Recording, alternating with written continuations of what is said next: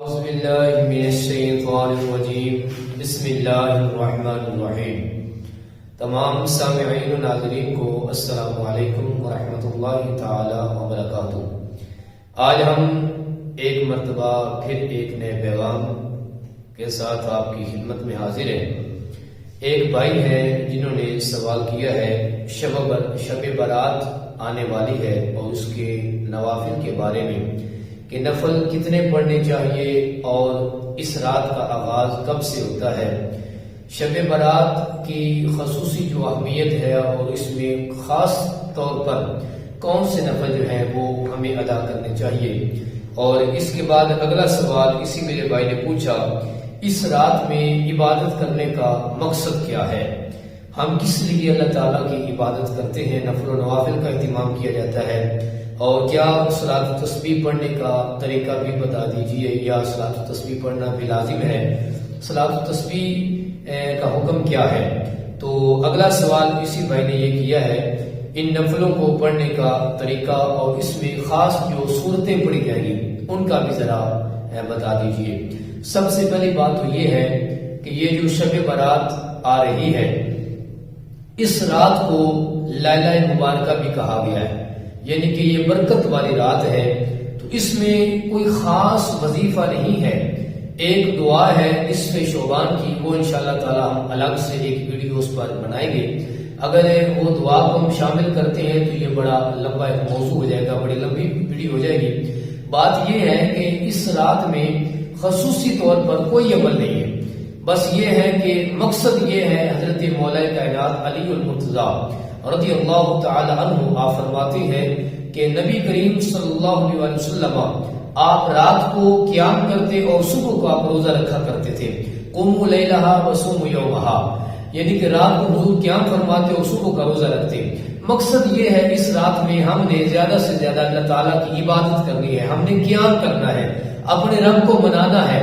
وہ کسی صورت میں منایا جائے، وہ تسبیحات پڑھ کے منا سکے تو ہم نے منانا ہے، وہ نفل و نوافل پڑھ کے منا سکے تو ہم نے منانا ہے، وہ کسی صورت میں بھی اللہ تعالیٰ کی عبادت کرنی ہے۔ اب اگلا سوال یہ ہے کہ اس رات میں عبادت کرنی کب ہے؟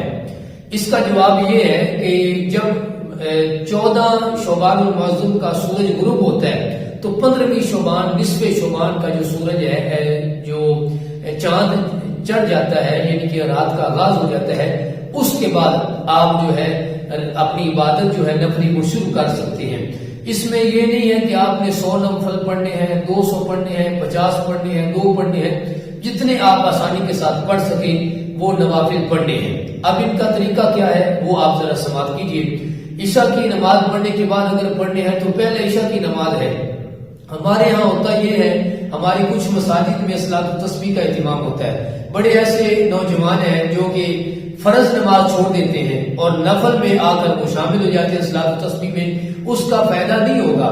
فائدہ کیا ہے کہ پہلے عشاء کی نماز جماعت کے ساتھ پڑھی جائے، اس کے بعد یہ صلاۃ التسبیح کا یا الگ سے نوافل کا اہتمام جو ہے وہ کیا جائے۔ اب اس میں ہم نے نیت کرنی ہے 2 رکعت نماز نفل کی، اور اس کے بعد بندہ کہتا ہے کہ بندگی اللہ تعالیٰ کے لیے منہ میرا قبلہ کی طرف، ٹھیک ہے، یہ آسان سی نیت ہے۔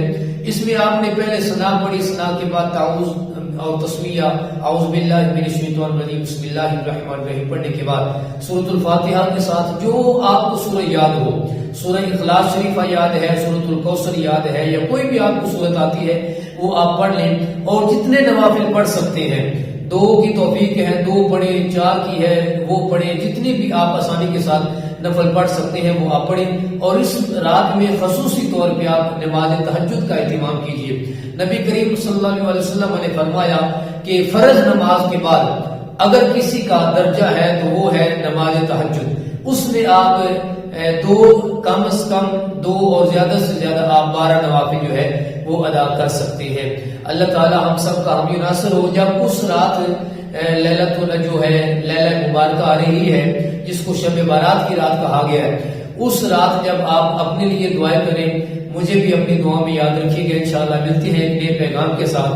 السلام علیکم ورحمۃ اللہ تعالی وبرکاتہ۔